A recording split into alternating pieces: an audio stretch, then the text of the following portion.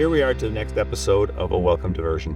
I'm pleased to have as a guest today Craig Wisehart from Western Canada. We're looking forward to some discussions with Craig, who has had a number of advancements in that province, which he's going to tell us about. So Craig, tell me a little bit about what's going on. I know that there's been some fascinating changes and advancements in terms of recycling in all of British Columbia. So tell me what's happened. Yeah, I'd say the biggest thing that's happened in BC recently is the amalgamation between CISA, Canadian Electrical Stewardship Association, and EPRA.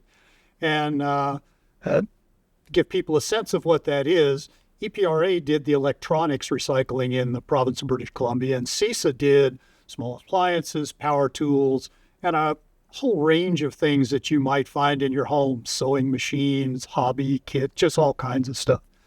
And, well, you and I talked about this, really, there was a lot of efficiencies to be gained in having that operate as a common program and not two separate programs. So you and I, if you recall, a couple of years ago had that discussion, and we brought the idea to the CISA board, and they took it away. They did some due diligence on it and came to the same conclusion that, yes, it probably would be a much more beneficial result for everybody if they merged with us and we operated as one program. So over the last, as you say, year or so, we've been working on merging the two companies together and making that all work. And when you think about merging it, what are some of the advantages that you see? Let's start with, from a consumer perspective, what do the consumers see that's going to be different for them? Exactly. You and I have been through mergers in our previous lives, and this has probably been one of the smoothest, easiest to do that I ever remember. And part of that is because it was a win for everybody. Like, this is so much better for the consumer. Consumer went in the old days, and here's a bin over here for the CISA stuff, and there's a bin over there for the EPRA stuff. And, oh, wait a minute, does this go in this bin or that bin? Now, it's all one bin, and you just go over, and all of the stuff that looks like it ought to be in the bin goes in the one bin, and away it goes. So, really not only convenience, but confusion, cuts down on consumer confusion. It's, having two programs just made no sense to anybody, I think. That's good. And then when you think about what happens from a collection site perspective, how did they win in this equation? Yeah, again, really in the same way. A bin over here that takes up space, a bin over there that takes up space. One transporter that comes in and picks up this, one transporter comes in and takes it. I enter stuff into this system, so it's the duplication of effort, it's the two times everything. And now it's just plain old, come in and get that one, take it away, one paper, easy. So very beneficial for them, space saving, time saving, good for everybody. Transporters, the same thing. Yes. And then ultimately, where does this product all go? Is there any differentiation in terms of where the small appliances, the electronics go? No, and that was the true beauty of this is the separate systems that were in place used all the same players.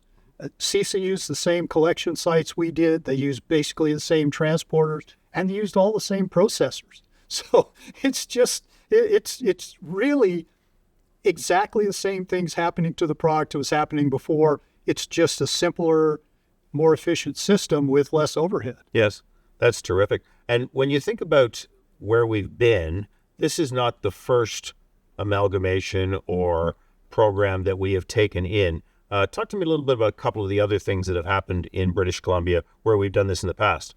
Yeah, if you go back, it's been a few years now, but if you go back, the toy program had a separate program. And again, the same kind of efficiencies and inefficiencies were there in that duplication. And they were a pretty small program, so it was even, I'd say the inefficiencies were more pronounced, and they saw that sooner. And so, yeah, we amalgamated toys in, I think we're talking back 2013 or 14, been quite a few years ago. And again, it just was, today, no one thinks that there ever was a toy program. It's just when they think about recycling toys, it's EPRA. Sure.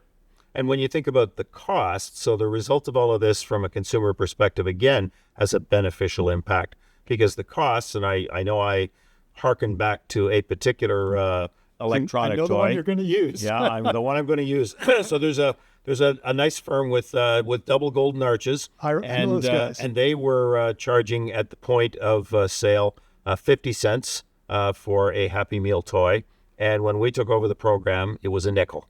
It's maintained itself at a nickel, Still a nickel through all that time, and so from a consumer perspective, there's a win here as well. for sure, and that's the beauty of this. And again, from the consumer perspective and everybody's perspective, but the long term, right? There's going to be this downward pressure on the pricing because of the inefficiencies, right? Without that, you're going to have yes. Both of our companies were not for profits, so we're not in this to make money. All we do is pass on the cost. If we lower the cost, that shows up in the fees and ultimately in the consumer's pocket. Yeah, for sure. And so consumers win, the collection sites win, the processors win because they're having less trucks come to their door with a consolidated load. It sounds like win-win-win. For sure. And then the whole other area of winners is our stewards, right? You think about particularly the big retail stewards who are already in both of our programs and probably a lot of other programs. They have to report in on the products that they sell. So if they have, computers and laptops and printers and all the things they go in and report in BC and ours, they sign out of our system, they go and sign into the CISA system, and then they report their kitchen top appliances and the vacuum cleaners and the drills and all those things. Now it's just dial in one portal. The list is a little bit longer, but you just fill in the blanks and you're done. So big win for those stewards that were reporting into both programs, for sure. Yeah, that's terrific. And then what about from a government perspective? How would they view this? Very positively. And we got nothing but good cooperation from the government of British Columbia, the ministry. They were really helpful in making this a smooth and easy transition. And again, it's because it was a win for them. They have to spend resources to administer EPR programs. And so if they have 2 EPR programs, they have to do all of the things that they have to do with the reporting, go over the financials and all the things that they do. Right now, it's just one. So effectively, you have the work for those 2 organizations. The effort they were putting into 2 organizations has basically been cut in half. That's terrific. And so British Columbia has always been a leader with respect to environmental issues, and particularly in our space for electronics, has been out in front in terms of everything with a battery and a plug, all obligated. And while the rest of the country is catching up, they are pretty much ahead of everybody else. What do you see coming in British Columbia in terms of next steps? Are there things that they're on the horizon? There are some things, and you're right, BC is way out front. I mean, we've had pretty much everything with a cord and a battery since 2012, and a lot of the other provinces are sort of just now getting into small appliances. But if you talk cord and a battery, you're talking home medical devices. I mean, stuff we've had for years.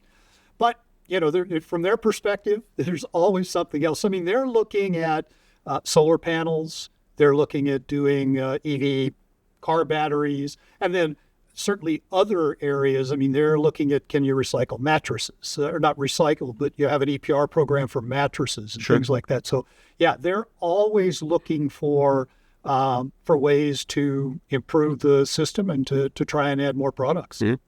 And then I know you're responsible as well for Western Canada. This is BC, and BC is certainly moving ahead at a great pace, and this amalgamation has been terrific in terms of the synergies across the board. What do you see for the prairie provinces?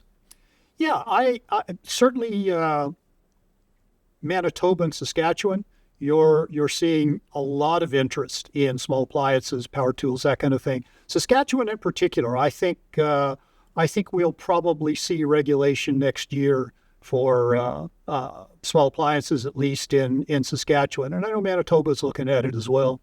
I mean, I think they're looking at it in most of the provinces right across the country. You would know Well, I guess, one of the things that we've seen is as of January of next year, all 4 Atlantic provinces will have small appliances. The 2 central provinces still do not. So they're a little bit behind the curve as far as that's concerned. But I'm sure on their radar as well. And, I'm sure it'll be not long before they catch up and get into that game as well. So, well, I guess in terms of where we are today, I would just say thank you, Craig. It's been great having you on the program.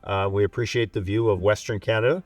I know that there will be lots more to come, and we will likely have you back when the prairies move forward or as there are advents in British Columbia. So please look after the West Coast for us, and thank you again for joining us on a Welcome Diversion. Great. Okay.